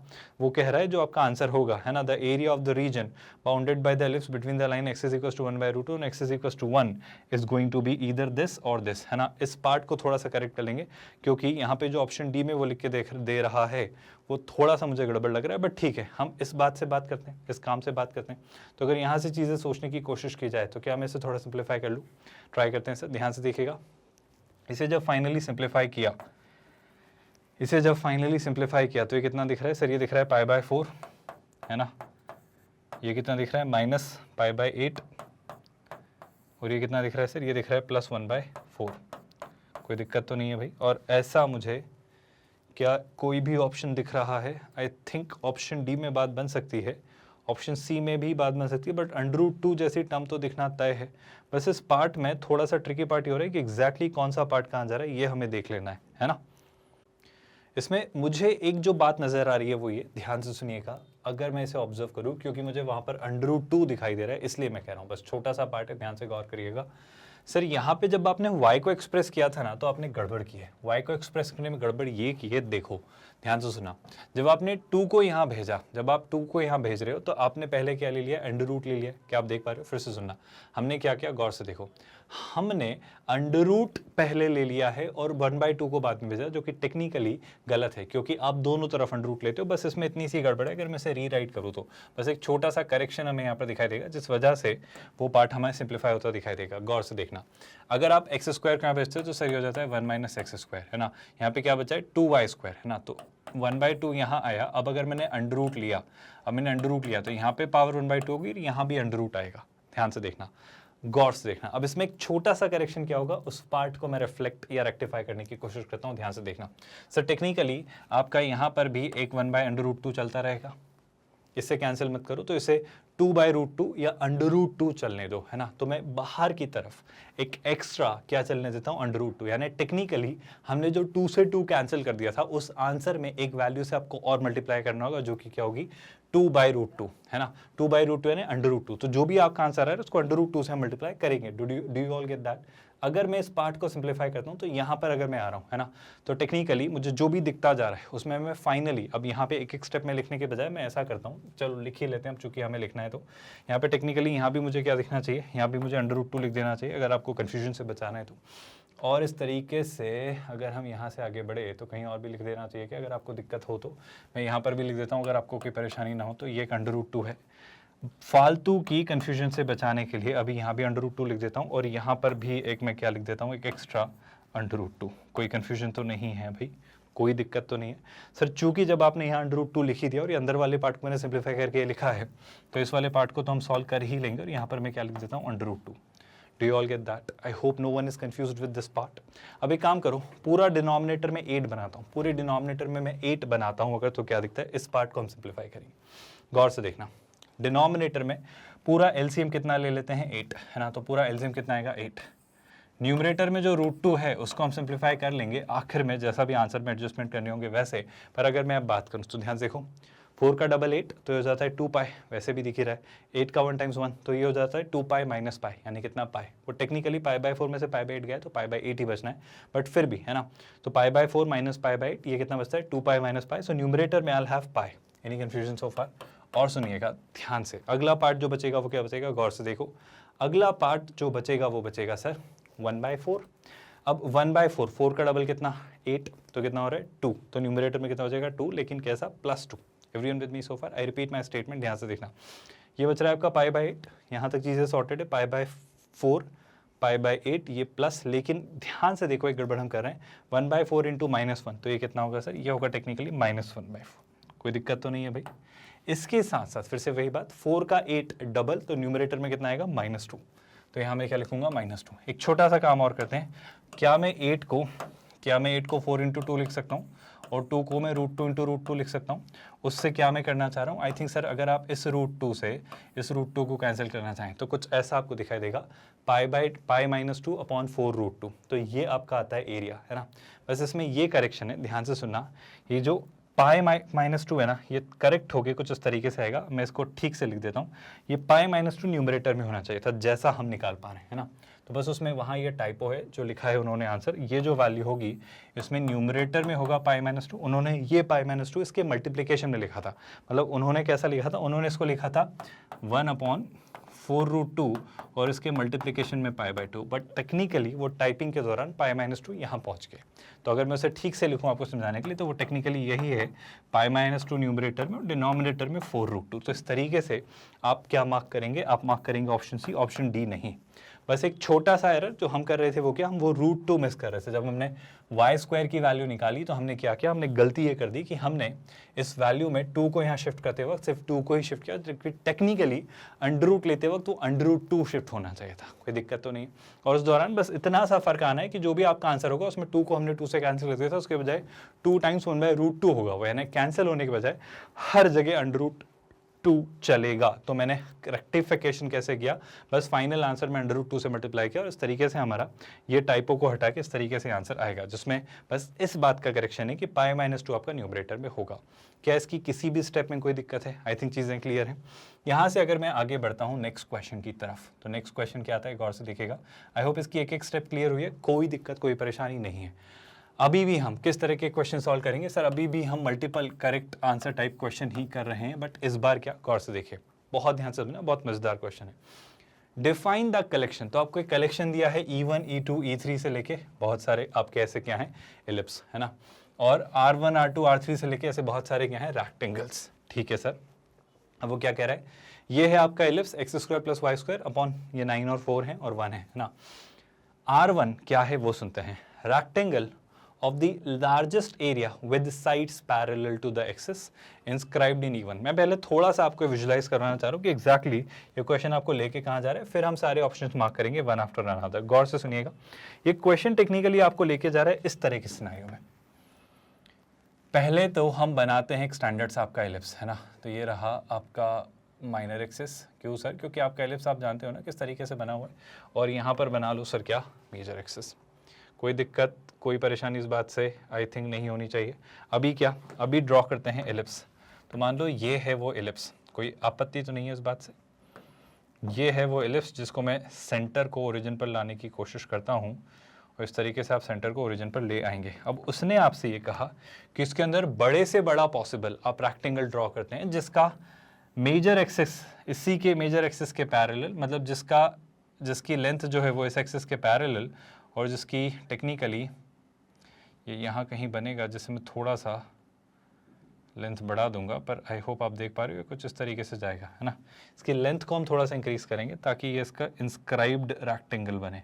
क्या आप मेरी ये बात समझ पा रहे हैं भाई, है ना। थोड़ी सी मैं लिबर्टी ले रहा हूँ, इसको ऊपर शिफ्ट करता हूँ इस तरीके से ताकि हम इसे इंस्क्राइब करवाने में हेल्प कर पाएँ, है ना। अब सुनिएगा ध्यान से, अब इसके बाद क्या हुआ, इसके बाद उसने एक और एलिप्स बनाया है। ये जो बाहर वाला एलिप्स है आपका स्टैंडर्ड एलिप्स है। कौन सा सर, ये है आपका x² / 9 यानी क्या 3² प्लस y² / 4 यानी y² / 2² = 1। ये आपका एलिप्स है, बहुत बढ़िया। अब चूंकि इसके अंदर हमने एक एलिप्स के अंदर एक रेक्टेंगल बनाया है, लार्जेस्ट पॉसिबल रेक्टेंगल जो इंस्क्राइब कर रहा है, जिससे ये एलिप्स क्या कर रहा है, सर्कमस्क्राइब, या ये इंस्क्राइब्ड है रेक्टेंगल इस एलिप्स के अंदर। अभी क्या, अभी एक छोटा सा काम सर, अभी एक छोटा सा सिंपल सा काम ये हमने किया है, गौर से देखिएगा। ये आपका बेसिकली एलिप्स है। अब आपके पास एक और इस तरीके से एलिप्स बना जो कि इस रेक्टेंगल के अंदर इंस्क्राइब्ड है, यानी ये रेक्टेंगल उसके आसपास सर्कमस्क्राइब्ड है। सुनिएगा ध्यान से, देखो आप ध्यान से, अगर मैं आपको बात समझाना चाहूँ तो देखो उसने क्या कहा। अब इसी तरीके से चलता जा रहा है ये पूरा कारवा, पूरा सिलसिला। देखो ध्यान से, EN एक एलिप्स है x² / AN² plus y² / BN² = 1। इस तरीके से of largest area inscribed in Rn-1। इसका क्या मतलब है, आप सोच के देखो। अब अगर मैं आपसे E2 पूछूं तो E2 क्या होगा, E1 तो आपको दिख ही रहा है ना, ये बाहर वाला जो एलिप्स है ये आपका E1 है। This is clearly nothing but what, this is E1। पहले तो मैं आपको सिर्फ क्वेश्चन समझाना चाह रहा हूँ, और टेक्निकली ये जो आपका रेक्टेंगल है ये आपका R1 है, if you all are with me, कोई कंफ्यूजन। अब अगर मैं आपसे पूछूं E2 तो E2 क्या होगा, Rn-2। 2 यानी, ध्यान से देखना, मैं E2 आपको डिस्क्राइब करने की कोशिश करता हूँ डेफिनेशन से क्या होगा। अगर मैं E2 बनाना चाहूँ तो n की वैल्यू क्या है, अगर मैं E2 बनाना चाह रहा हूँ तो n की वैल्यू 2 है, n की वैल्यू 2 यहाँ रखो तो R2-1 यानी R1। E2 उससे एक पहले वाले यानी R1 में बनाया हुआ अंदर आपका क्या होगा, एलिप्स। यानी टेक्निकली आप बस ऐसे सोच लो सर, ये अगर सबसे बाहर E1 है तो उसके अंदर R1 है। अब R1 के अंदर क्या होगा, E2, E2 के अंदर क्या होगा, R3। क्या आप बात समझ पा रहे हो, क्या आप साइकिल समझ पा रहे हो। तो ऐसा ये इस तरीके से लूप चला रहे हैं। लूप क्या चला रहे हैं भाई। अब अगर आप एक और एलिप्स की बात करें सर, तो एक और एलिप्स कुछ इस तरीके से बनना तय है। एक और एलिप्स कुछ इस तरीके से बनना तय है। ये वो आपका अगला एलिप्स रहा, ये जो है भाई ये आपका अगला एलिप्स है। क्या आप मेरी बात समझ पाए? ये आपका अगला एलिप्स जिसे आप क्या कहेंगे, जिसे आप कहेंगे E2। Did you all get that? ये जो रहेगा ये क्या रहेगा? E2। अब सर इसी तरीके से अगर मैं आपसे R2 पूछूं तो क्या रहेगा? आई होप अब आपको हिंट क्लियर है कि R2 क्या होगा। अब R2 सर टेक्निकली इसके अंदर इंस्क्राइब किया गया सबसे बड़ा रेक्टेंगल। क्या आप बात समझ पा रहे हो? इससे बड़ा रेक्टेंगल नहीं बन सकता इसके अंदर। तो ये आपका क्या हुआ भाई? ये हुआ आपका R2। क्या आपको पूरी प्रोसेस समझ आई? तो ऐसे बनाते जाओ सर, जितने आपको बनाने बनाओ, हमें कोई फ़र्क नहीं पड़ता, पर इस तरीके से आपके बनते चले जाएंगे। पर आपको ये प्रोसेस, ये पूरी कहानी, ये पूरी बात समझ आ रही है कि चीज़ें कैसे हो रही हैं? क्या बात में तो कोई डाउट नहीं है कि चीज़ें कैसे बन रही है? अब वापस E3 कहाँ आएगा? E3 आएगा R2 के अंदर। इस तरीके से कहानी चलती चली जाएगी। क्या ये बात आप सभी को डाइजेस्ट हो रही है? अब इसमें उसने कंडीशन दी है, आपने सुनी नहीं ध्यान से। कंडीशन ये थी, गौर से सुनना, कंडीशन ये थी कि rectangle of the largest area. अब ये बात हमने पढ़ी है कुछ कंसेप्ट्स को पढ़ते वक्त, rectangle of the largest area. सारी बातें छोड़ो, अभी ना इस रेक्टेंगल को लार्जेस्ट एरिया का कैसे बनाए जरा उस पर बात करते हैं। सर सारी बातें छोड़ो, आप सिंपल सी बात बताओ।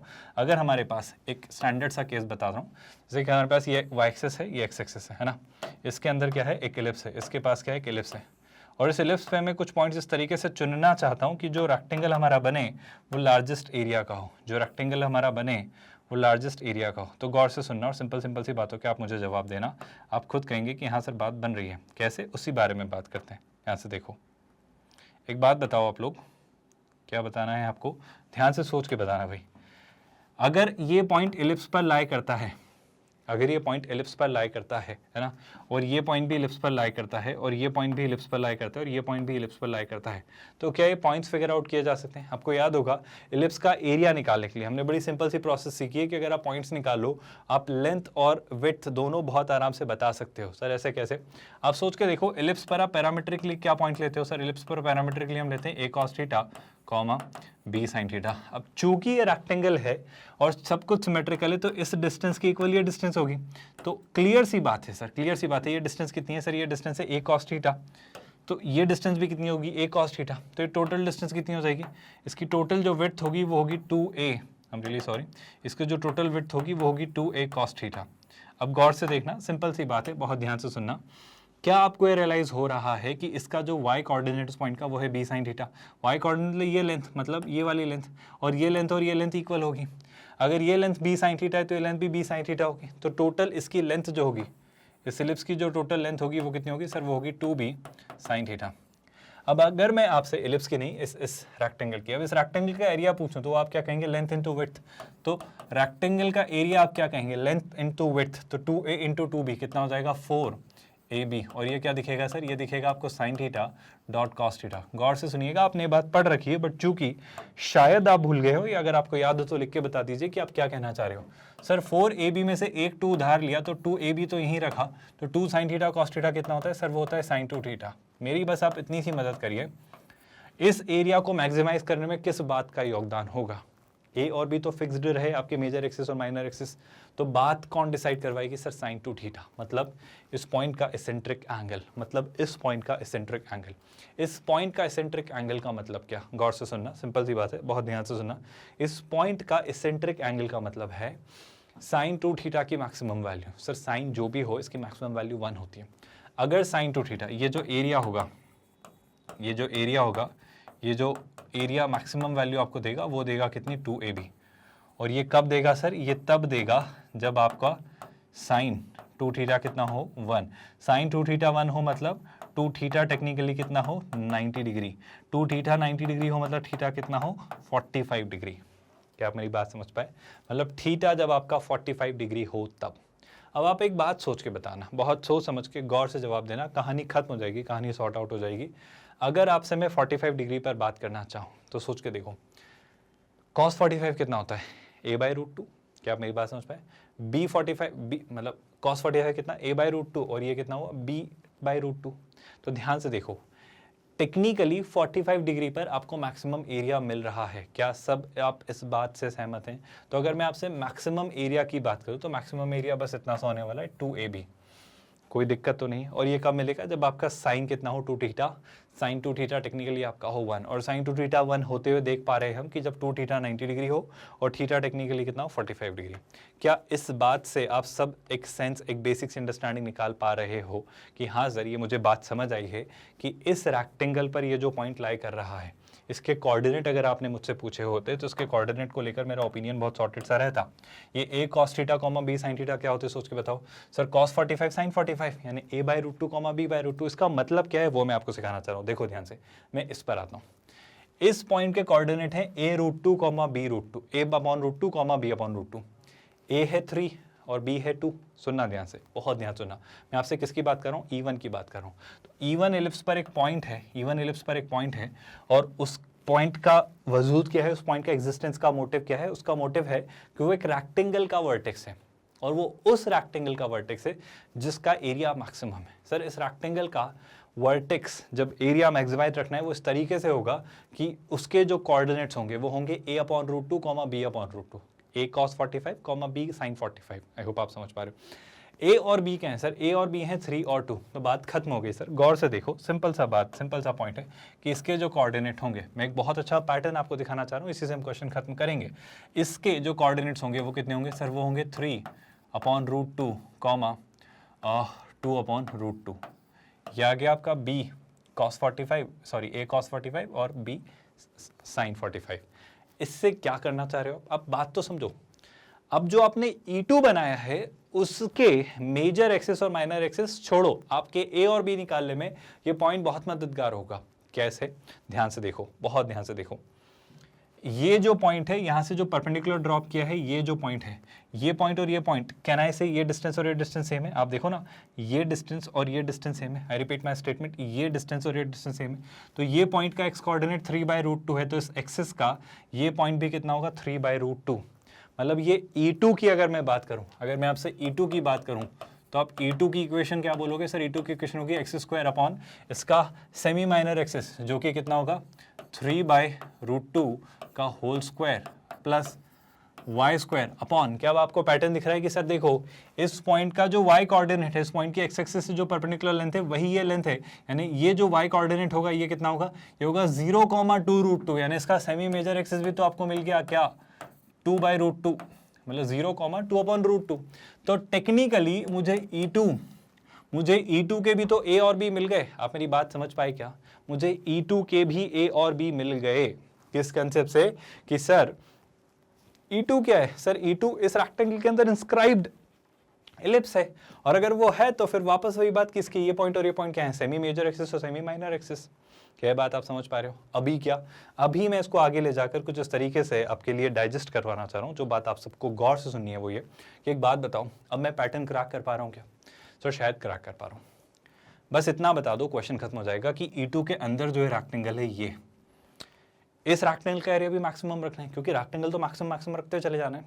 तो इस रेक्टेंगल का वर्टेक्स क्या होगा सर, इस रेक्टेंगल का वर्टेक्स कुछ नहीं होगा, वो क्या होगा, अब इसके A और B, तो a/√2 कॉमा b/√2। क्या आप मेरी बात समझ पाए, तो वो क्या हो जाएगा, गौर से देखो सर, जब आप इसके A और B ढूंढेंगे, किसकी मैं बात करना चाह रहा हूँ, मैं इस रेक्टेंगल के वर्टेक्स ढूंढना चाह रहा हूँ, तो वो क्या होंगे भाई, वो होते हैं a/√2 comma b/√2। I hope no one is confused with that. ये बात आप सभी को बहुत क्लियरली, बहुत अच्छे से समझ आ रही है ना। तो अगर मैं इस वर्टेक्स की अगर आपसे बात करूँ तो उसे आप क्या कहेंगे, ध्यान है ना, ये हमने कैसे निकाला था, ये कैसे निकाला था सर, a/√2 कॉमा b/√2, क्योंकि cos 45 और sin 45 से आपको डील करना है, a cos 45 b sin 45, है ना। तो इस तरीके से आया।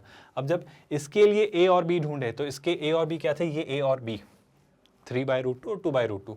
अब इसमें जब 3/√2 टाइम्स cos 45 निकाला तो 3/√2 इंटू 1/√2, तो टेक्निकली ये कितने जाएंगे सर, ये हो जाएगा 3/2 कॉमा कितना 2/2। अभी मैं 2/2 ही लिख रहा हूँ, इसे चेंज नहीं कर रहा हूँ, कोई कारण होगा, है ना, 1 लिख सकते हैं बट मैं नहीं लिख रहा हूँ।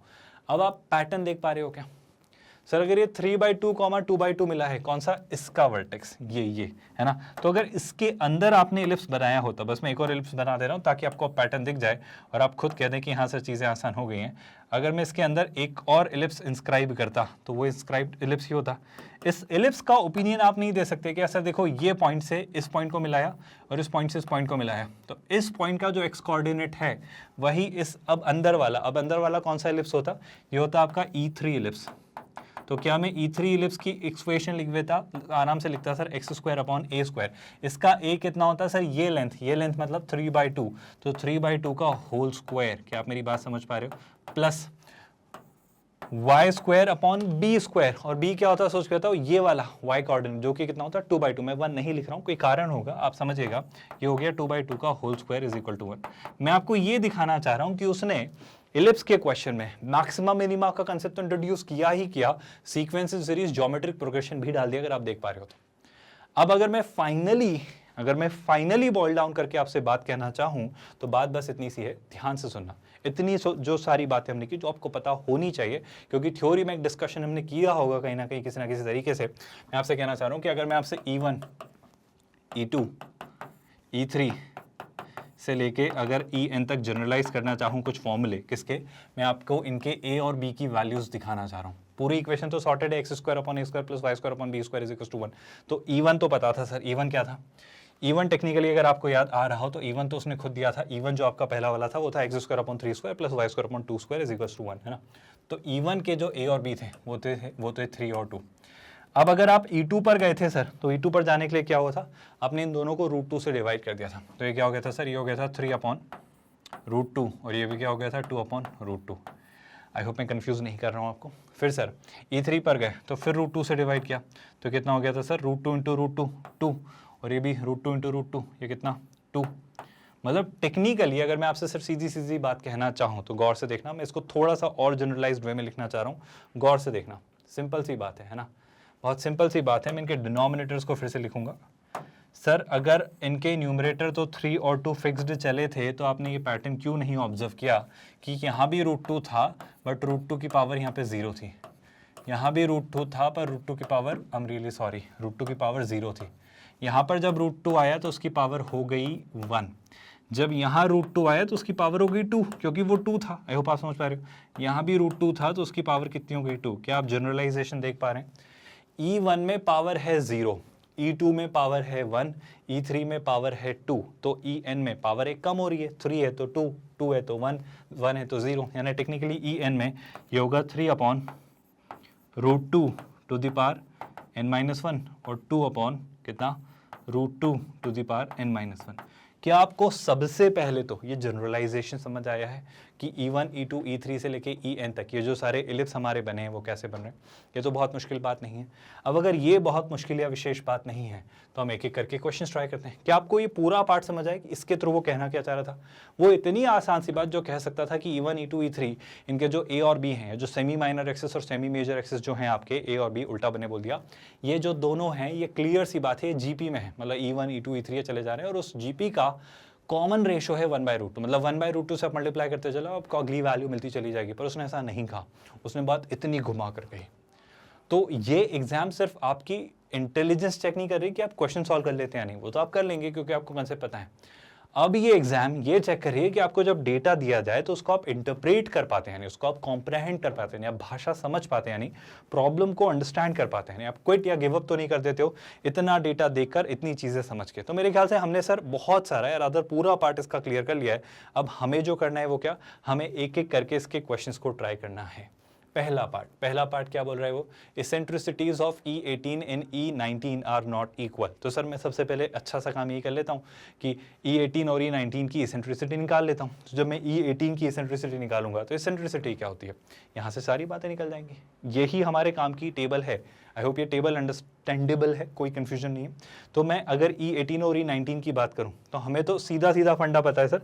अगर आपसे मैं कभी भी किसी भी इलिप्स के, है ना, पूछूं आपसे जैसे E18 तक आना है तो आप बताओ E18 क्या होगा? सर जो E18 होगा ना, गौर से देखना, आप इसेंट्रिसिटी कैसे निकालोगे? इसेंट्रिसिटी होगी 1 आपका B और A में B छोटा है, सेमी माइनर एक्सिस B है, तो जाएगा 1 - b² a²। लेकिन 18 वाले का लेना है तो मैं इसको B18 और A18 लिख देता हूँ। इसे मैं सिंप्लीफाई करता हूँ तो क्या होगा, ध्यान से देखना सर, ये होगा 1 माइनस बी स्क्वायर कितना होगा सर, b है आपका, ध्यान से देखो, a अपॉन √2 की पावर कितनी, सॉरी a नहीं, न्यूमरेटर में तो आपका b है ना, न्यूमरेटर में तो आपका b है, b कितना है सर, b है 2, तो 2 अपॉन √2 की पावर 18 माइनस 1, 18 माइनस 1 मतलब कितना 17, do you all agree with this, divided by a upon यानी 3 अपॉन √2, वैसे तो लिखते ही बराबर आपको स्ट्राइक करना चाहिए, टू द पावर 18 माइनस 1। अब आप सोच के देखो, जो इसेंट्रिसिटीज की आएगी निकालने की जरूरत नहीं है, आप समझ जो बात को मैं नहीं निकालना चाह रहा हूँ सर, ये 2 की पावर 17 से ये 2 की पावर 17 √2 की पावर 17 कैंसिल। सेम ऐसा अगर मैंने E19 का भी निकाला होता तो वो B19 और A19 होता, तो ये 2 ये 3 और ये 1 तो फिक्स रहते, यहाँ आता √2 की पावर 18, यहाँ भी आता √2 की पावर 18, तो वापस कैंसिल हो जाता। तो टेक्निकली चाहे E1 हो, E2 हो, E3 हो, E18 हो या E19 हो या E100 हो, अगर बनते चले जा रहे हैं तो इन्फिनिटी तक, तो मेरा आपसे ये कहना है कि उन सब एलिप्स की इसेंट्रिसिटी मतलब उनकी फ्लैटनेस सेम रहेगी, क्योंकि वो इस तरीके से बन रहे हैं कि उनके अंदर मैक्सिमम एरिया वाला रेक्टेंगल आप प्लॉट कर रहे हो। ये बात आपको समझ आ रही है, मतलब टेक्निकली आपका जो एरिया आएगा, सॉरी जो एलिप्स की इसेंट्रिसिटी आएगी वो होगी 1 माइनस 2/3। अगर पूछी भी जाए तो मैं क्या कहूँगा, ध्यान से देखो, 3 माइनस 2 यानी 1/3, लेकिन 1/3 का क्या लेंगे आप, स्क्वायर, क्योंकि इसेंट्रिसिटी है ना, तो ये इसेंट्रिसिटी है बाय द वे, है ना, मैंने ई कैपिटल लिख दिया, इस ई को स्मॉल होना चाहिए था, आप कन्वेंशन फॉलो करें तो इसेंट्रिसिटी जो आएगी वो कितनी आएगी सर, किसी भी इलिप्स के, है ना, E1 E2 E3 सबकी इसेंट्रिसिटी की मैं बात कर रहा हूँ इन जनरल, वो होगी 1/√3, बस यही होगा। तो कहीं भी वो पूछ रहा है, उसने पहले ही स्टेटमेंट ने आपसे पूछा कि E18 नहीं सर वो इक्वल हैं, है ना, तो ये बात तो गलत है। और अगर इसेंट्रिसिटी पूछी भी जाती मुझसे सारी, तो वो मैं क्या कहूँगा भाई, सारे ही इलिप्स की इसेंट्रिसिटी सेम होगी, वो क्या होगी 1/√3, कोई कंफ्यूजन। अच्छा, the length of latus rectum of E9, ठीक है, E9 का मुझे लेटस रैक्टम निकालना है, 2b² अपॉन a होता है, E9 पर जाना है, तो चले जाएंगे सर, ये तो अब हम जानते हैं। E9 पर आप जाना चाह रहे हो ना, ध्यान से देखना, E9 के लिए मुझे आप पहले तो a और b बता दो सर, तो E का जो a होगा उसे मैं A9 कह लेता हूँ, तो A9 क्या होगा 3 अपॉन √2 की पावर 8, कोई परेशानी, कोई आपत्ति, कोई दिक्कत। इसी तरीके से अगर मैं आपसे इसका B9 पूछूं तो कितना हो जाएगा सर, हो जाएगा 2 अपॉन √2 की पावर कितनी 8, कोई दिक्कत तो नहीं है भाई, मैं बस इसेंट्रिसिटी देखना चाह रहा हूँ, मैंने सही लिखा है ना, B अपॉन है, बिल्कुल सही है ना, सही है, कोई दिक्कत नहीं है, बस मुझे डाउट हुआ था कि मैंने B और A को गलत तो नहीं ले लिया। अब सुनना, अभी क्या आप क्या लिखते हो सर, लेटस रैक्टम की जो लेंथ होती है वो होती है 2b² अपॉन है, तो ये फॉर्मूला क्या हो जाएगा 2 टाइम्स B9 का स्क्वायर अपॉन A9, है ना, कोई दिक्कत तो नहीं, ये A है और ये 9 है, I hope you are getting that difference, B², है ना, मैं जानबूझ के इसे नहीं बदल रहा हूँ √2 की पावर 8 और √2 की पावर 8, क्योंकि कुछ पार्ट तो कैंसिल होगा, अब जितना बचेगा उस पर हम बात करेंगे, है ना। तो लेटेस्ट रैक्टम की लेंथ होगी 2 इंटू B9 का होल स्क्वायर, B9 का होल स्क्वायर मतलब इसका स्क्वायर, तो 2 का स्क्वायर कितना, 2 का स्क्वायर 4, डिवाइडेड बाय √2 की पावर 8 का स्क्वायर, है ना, तो कितना हो जाएगा, मैं इसे लिखता हूँ √2 की पावर 8 इंटू √2 की पावर 8, मैं ऐसा लिख लूँ तो कोई दिक्कत तो नहीं है। अब सुनना, डिवीजन में आएगा a यानी इसका उल्टा मतलब न्यूमरेटर में कितना आ जाएगा, न्यूमरेटर में आ जाएगा √2 की पावर 8 और डिवीजन में कितना आ जाएगा 3। आई होप आप मेरी बात से सहमत हैं। अभी हम क्या करना चाह रहे हैं सर, देखो आप इससे इसको कैंसिल कर लो, आप चाहते तो और भी पहले कैंसिल कर सकते थे, √2 की पावर 8 को और सिंपल सा नंबर लिख सकते थे, हम जानते हैं क्या होता है, पर फिर भी चूंकि अब जो हो रहा है होने देते हैं। ध्यान से देखो, √2 की पावर 8 को क्या लिख सकते हैं, ध्यान से देखो, क्या मैं इसे लिख सकता हूँ 8 को 4 इंटू 2, आई होप आप मेरी बात से सहमत हैं। अगर मैंने इसे लिखा 4 इंटू 2 तो मैं इसे लिख सकता हूँ √2 की पावर 2 की पावर 4, √2 की पावर 2 तो टेक्निकली क्या हो जाएगा 2 की पावर 4। अगर ये हो चुका है 2 की पावर 4 यानी 2 की पावर 4 कितना होता है 16, या छोड़ो, क्या मैं 2 की पावर 4 को 2 की पावर 4 से कैंसिल कर सकता हूँ, कर सकता हूँ, तो मैं इससे कैंसिल करता हूँ, तो कितना आ रहा है सर, ये आ रहा है 2/3। अगर ये आ रहा है 2/3 तो चेक करते हैं भाई, क्या ये 2/3 आ रहा है सर, इसमें तो गड़बड़ है, ये तो आपका आ रहा है 1/6, हमने तो कहीं कोई इशू नहीं किया। ध्यान से देखते हैं भाई इसे वापस से, मुझे जो पार्ट नज़र आ रहा है वो ये कि इसका आंसर 1/6 ही होगा, बशर्ते मैं बी को एक बार चेक कर लूँ, क्योंकि बी में क्या दिख रहा है, देखो ध्यान से, बी स्क्वायर, तो बी स्क्वायर क्या होगा, मतलब 2b², तो 2 2 है, मैंने बी स्क्वायर को क्या लिखा, ये 2 का स्क्वायर होना चाहिए था, है ना। अगर ये 2 का स्क्वायर होना चाहिए, मैं बस इस पार्ट को थोड़ा करेक्ट कर रहा हूँ, तो ये कितना होगा 2 स्क्वायर, है ना। ये मान लो अभी मैंने कैंसिल नहीं किया है ना, ये मान लो अभी मैंने कैंसिल नहीं किया, अभी मैं इस पार्ट को ऐसे ही रखता हूँ, है ना। मान लो ये दोनों जरूर कैंसिल किया, पर ये √2 की पावर 8 को मैं ऐसे ही रखता हूँ। बाय द वे √2 की पावर 8 को सिंप्लीफाई कर लेते हैं, √2 की पावर 8 हम सिंप्लीफाई कर चुके हैं, √2 का स्क्वायर कितना 2, तो 2 की पावर 4, है ना, तो मैं इसे लिख लेता हूँ 2 की पावर 4, कोई दिक्कत तो नहीं है भाई। अब ध्यान से देखो, अब अगर मैं कैंसिलिफिकेशन की तरफ जाता हूँ तो देखो ये हो गया 2 की पावर 3 से 2 की पावर 3 कैंसिल, तो बचा एक 2, और 3 × 2 कितना 6, तो हाँ सर ये कितना आएगा, ये 1/6 आएगा। हमने कैलकुलेशन में एरर किया था, पता नहीं क्यों मैंने 2 की पावर उसे 4 लिख दिया था, है ना। तो हाँ सर E9 की जो लेटेस्ट रैक्टम की लेंथ आएगी वो 1/6 होगी, यहाँ तक तो कोई दिक्कत नहीं है। अब आते हैं ऑप्शन सी और ऑप्शन डी पर। सर ऑप्शन सी थोड़ा सा ट्रिकी है, ऑप्शन सी पर बात करते हैं। वो क्या कह रहा है, एरिया ऑफ RN, तो जो वो आपके R1 R2 R3 ये सारे जो रेक्टेंगल्स हैं, उन रेक्टेंगल्स के एरिया की वो बात करना चाह रहे हैं। इन सारे रेक्टेंगल्स का एरिया 24 से कम है for each positive integer n, तो आप कोई सा भी एक बड़ा इंटीजर ले लें n, तो उसके लिए हमेशा वो 24 से कम होगा। सर थोड़ा समझने की कोशिश करते हैं कैसे हो रहा है। एक बात बताओ, इसी बात को थोड़ा नोटिस करते हैं, इसी बात को नोटिस करते हैं। क्या आपको याद आ रहा है, हमने जब एरिया को मैक्सिमाइज किया तो हमें एरिया क्या मिल रहा है, सर हमने एरिया पर काम किया है, वो आपको 2AB मिल रहा है। तो एरिया तो आपका 2AB मिलना तय है। अब 2AB की अगर बात करें तो यहीं से मिलने वाला है 2AB। तो एक काम करते हैं, थोड़ा एरिया निकालने की कोशिश करते हैं ना। मैं एक एक करके एरिया लिखता हूँ, है ना। बाय द वे ये आपके इलिप्स के A और B हैं, और ये आपको क्या दे देंगे, उन रेक्टेंगल्स का एरिया। क्योंकि इलिप्स 1 के अंदर क्या बना है आपका, देखो ध्यान से, यहाँ पर अगर आप गौर से देखें तो इलिप्स जो आपका 1 था उसके अंदर आपका रेक्टेंगल 1 बना है। तो इलिप्स 1 का जो A और B है वो आपके रेक्टेंगल 1 के सीधे सीधे आपको क्या बनाकर दे देंगे, रेक्टेंगल 1 के आपको A और B दे देंगे। इस तरीके से चीज़ें चलती चली जा रही थी, कोई कन्फ्यूजन तो नहीं है। लेकिन रेक्टेंगल 1 के जो A और B थे, आई होप आप देख पा रहे हो, वो A और B मतलब टेक्निकली रेक्टेंगल 1 का जो A और B मिलेगा वो आपको कहाँ से मिलेगा, इलिप्स 2 से मिलेगा। मैं कंफ्यूज तो नहीं कर रहा हूँ, मतलब उल्टा मैं कह रहा हूँ, इलिप्स 2 के जो A और B मिलेंगे वो मुझे रेक्टेंगल 1 से मिलेंगे। I am trying to tell you that. मतलब मेरा बस आपसे कहना है कि अगर आप रेक्टेंगल 1 के एक वर्टेक्स को ढूंढें, यानी हम फॉर्मूला जो एरिया वाला यूज़ करना चाह रहे हैं 2AB, तो अगर मैं रेक्टेंगल 1 का एरिया यूज़ करना चाह रहा हूँ 2AB, तो वो AB मुझे कौन देंगे, ये 3 और 2। कोई दिक्कत तो नहीं है, बड़ी सिंपल सी बात है। आई होप आपको एक बात पता है। इसी दरमियान बाय द वे ये तो वो A और B रहे इलिप्स 1 के, लेकिन रेक्टेंगल 1 का जो वर्टेक्स का कोऑर्डिनेट हमने ढूंढा है, जो वर्टेक्स का हमने कोऑर्डिनेट ढूंढा है वो क्या है, ये। लेकिन रेक्टेंगल का एरिया मैक्सिमम कितना है 2AB, और उसके लिए जो A और B मिल रहे हैं वो यही है 3 और 2। I hope you are not getting confused by that. कोई परेशानी तो नहीं है भाई। तो हम शुरुआत करते हैं रेक्टेंगल 1 से ही, एक एक करके सारे रेक्टेंगल का एरिया। तो रेक्टेंगल 1 का जो एरिया मैक्सिमम मिल रहा है वो 2AB है, और वो किससे मिला है, वो आपके इलिप्स 1 से मिला है। और इलिप्स 1 के लिए A और B कौन है, 3 और 2 माय डियर एवरीवन, है ना। तो शुरुआत करते हैं यहीं से, गौर से सुनते जाइएगा। हम एरिया निकालने चाह रहे हैं, है ना। तो एरिया पर हम बात करेंगे। तो अगर मैं रेक्टेंगल 1 के एरिया को लिखना चाहूँ तो रेक्टेंगल 1 का एरिया कितना होगा सर, 2AB। अब आप पैटर्न देखेंगे ध्यान से, 2 × ये तो पूरा पार्ट 1 है, AB यानी 3 × 2 6, तो 6 × 2 कितना 12। अब आप बात समझो, आप 2AB करते चले जाओगे तो सब में 2 दिखना तय है, तो मैं उनका 2 अलग से लिख रहा हूँ, मल्टीप्लाई नहीं कर रहा हूँ, है ना। कीपिंग दैट असाइड, क्यों, कारण होगा फिर से। देखो आप कीपिंग दैट 2 असाइड, बट अंदर वाला पार्ट कितना है, 2 × 3 6।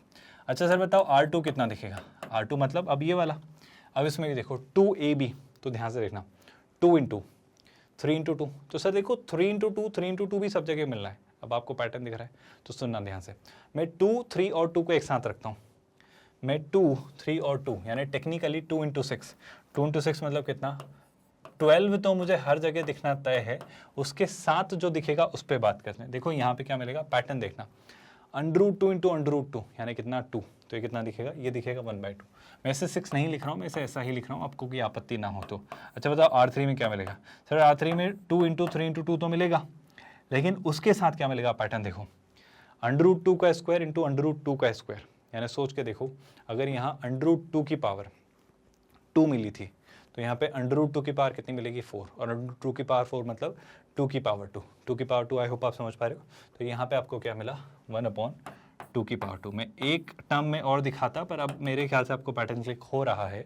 और ये RN तक अगर मैं आपसे पूछूं तो RN में क्या मिलेगा, उसके लिए आप डेटा यूज़ करेंगे EN का, वो कितना होगा 12 ध्यान से देखो, बहुत ध्यान से। अगर आपने इन पावर्स का सम किया तो √2 की पावर 2n-2, क्योंकि ये बेस जो है इनके √2 ईच, तो पावर्स ऐड हो जाएंगे, तो 2n-2। अब ध्यान से देखना, मैं थोड़ा सा ही दिखा देता हूँ। √2 की पावर अगर है कितनी, 2n-2, अगर 2 कॉमन लिया तो √2 की पावर कितनी होगी, 2 टाइम्स, है ना, n-2, n-1 टेक्निकली, तो √2 की पावर 2, तो कितना हो जाएगा, 2 टू द पावर n-1। क्या आप मेरी बात समझ पाए? तो डिनोमिनेटर में आपको कुछ ऐसा मिलेगा, यही पैटर्न की मैं आपसे बात कर रहा था। तो 2 की पावर n-1 आपकी फाइनल टर्म होगी। ये जो फाइनल टर्म होगी वो क्या होगी, वो होगी 2 की power n-1। Any confusion so far? अब मैं इन सारे एरियाज को Rn तक सम करना चाह रहा हूँ। अच्छा एक बात बताओ, एक सिंपल सी बात बताओ, क्या आप ये बात जानते हो, क्या आप ये बात जानते हो, या इस बात पर मैं आता हूँ, पहले इस बात को बात करूँ। सर मैं R1 प्लस R2 से लेके कुछ करता हूँ, कहाँ तक जा रहा हूँ, कहीं तक तो जाना होगा सर, Rn तक। तो ये जो Rn तक जा रहा हूँ, कहना है इसे, ये जो सम होगा सर, ये हमेशा किससे कम होगा, R1 प्लस R2 से चलते चले जाओ सर, Rmin भी निकल गया, फिर करते करते R इन्फिनिटी, मतलब आपने इलिप्स के अंदर रेक्टेंगल, फिर इलिप्स, फिर इलिप्स, फिर रेक्टेंगल, फिर इलिप्स, ऐसे ऑल्टरनेटिव चलाते गए और इन्फिनिटी तक चलते चले गए। तो वो जितने बनेंगे उनका इससे तो हमेशा एरिया ज़्यादा होगा ना, क्योंकि वहाँ पे और इलिप्स और रेक्टेंगल बनते चले जाएंगे। तो जितने भी रेक्टेंगल भले ही बहुत स्मॉल होंगे, छोटे साइज में, छोटे होते चले जाएंगे, छोटे होते चले जाएंगे, पर फिर भी कुछ कुछ सिग्निफिकेंट वैल्यू ऐड करेंगे, तो टेक्निकली इससे तो उसका एरिया कम ही होगा। क्या आप मेरी बात समझ पा रहे हो? अगर आप मेरी बात समझ पा रहे हो तो मैं आपको इनफाइनाइट जीपी तक ले जाना चाह रहा हूँ, अगर आप मेरी बात समझ पा रहे हो तो। यानी सोच के देखो, ये जो R1, R2, R3, Rn का जो सम है, ये एक जीपी है, और अगर मैं इसे इन्फिनिटी तक एक्सटेंड करूं तो जिसकी इनफाइनाइट टर्म्स का जो सम आएगा उससे तो ये सम छोटा होगा। बाय द वे ये जो जीपी है इसमें 12 तो कॉमन है, तो 12 की हम चिंता नहीं करते। अब अंदर वाले पार्ट को देखें। अंदर वाला पार्ट क्या है सर, फर्स्ट टर्म है 1, अगली टर्म क्या है 1/2, फिर अगली टर्म क्या है 1/2 का स्क्वायर, और ऐसे चलता चला जा रहा है इन्फिनिटी तक। क्या आपको पता है किसी जीपी की इनफाइनाइट टर्म्स का सम क्या होता है? सर अगर जीपी की फर्स्ट टर्म है a और कॉमन रेशियो है r, तो इनफाइनाइट टर्म्स का सम होता है a/1 - r, if I am not confusing you guys at all. Although हम एल्जेब्रा में सीक्वेंस एंड सीरीज पढ़ेंगे, तो ये जो सारे इनफाइनाइट तक R1, R2, R3, Rn से लेके इन्फिनिटी तक जो सम आ रहा है वो कितना होगा, 12 टाइम्स a, यानी फर्स्ट टर्म यानी कितना 1 - 1/1 - r। कॉमन रेशियो कितना है देखो, आप 1/2 से मल्टीप्लाई कर रहे हो, अगर आप देख पा रहे हो तो कॉमन रेशियो कितना हो 1/2, है ना। 12 को कीप एज इट इज। अब ध्यान से देखो, 1 - 1/2, 1 - 1/2 यानी 1 का हाफ, मतलब 1 में से हाफ सब्ट्रैक्ट किया तो 1/2, तो 1/1/2, तो 2 ऊपर आया तो कितना हो गया 2, और 12 × 2 कितना होता है सर, 12 × 2 होता है 24। तो हाँ सर सही बात है, आपके इन सब का सम जो होगा R1, R2, R3, Rn, वो इनफाइनाइट R1, R2, R से लेके इन्फिनिटी तक से तो कम ही होगा, और उन इनफाइनाइट रेक्टेंगल्स का सारे एरियाज का सम है 24, तो उससे तो ये डेफिनेटली कम है। ये बात आप सभी को समझ आई? क्या मैं नेक्स्ट पार्ट डी की तरफ मूव करूं? पार्ट डी में वो आपसे क्या कहना चाह रहे हैं? वो कहना चाह रहे हैं the distance of a focus from the centre in E9। तो जो आपका E9 इलिप्स है उसमें वो आपसे डिस्टेंस पूछना चाह रहा है। क्या ये बात आपको समझ आई?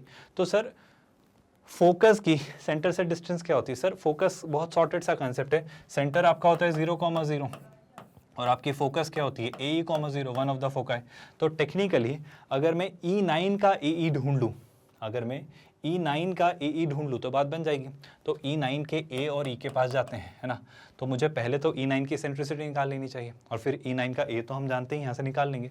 तो E9 की सेंट्रिसिटी जब निकालनी चाहिए तो eccentricity of E9 will be equal to 1 minus कितना B स्क्वायर। B स्क्वायर कितना, ध्यान से देखो सर, B स्क्वायर यानी क्या, E9 का ना, तो En का ये होता है, तो E9 का कितना होगा सोच के देखो सर, वो होगा 2/√2 की पावर, है ना, 9 - 1 यानी 8, तो B square upon A square.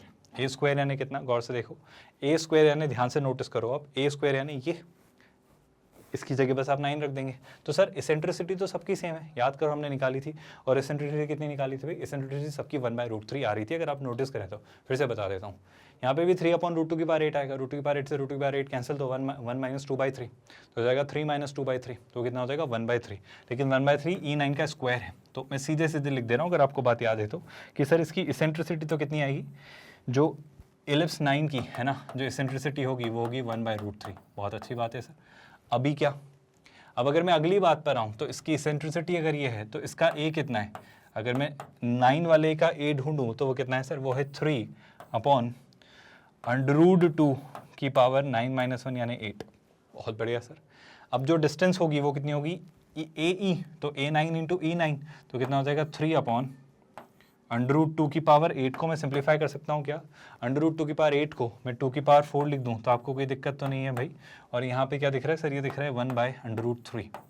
Sir इसमें थोड़ा सा सिंप्लीफिकेशन होगा अगर आप गौर से देखें तो, देखो क्या सर, ये 3 हो जाएगा √3 क्योंकि इससे कैंसिल हो जाएगा, है ना। तो numerator will have √3 and denominator will have 2 की पावर 4 यानी 16। तो √3/16 मेरा ओपिनियन कहता है, जो कि थोड़ा सा बदल गया, कुछ और ही है, वरना यानी कि मैं कहूँगा ऑप्शन डी आपका क्या होगा, गलत। क्या ये बात आप सभी को समझ आई? कोई दिक्कत, इशू, परेशानी, कंसर्न तो नहीं है।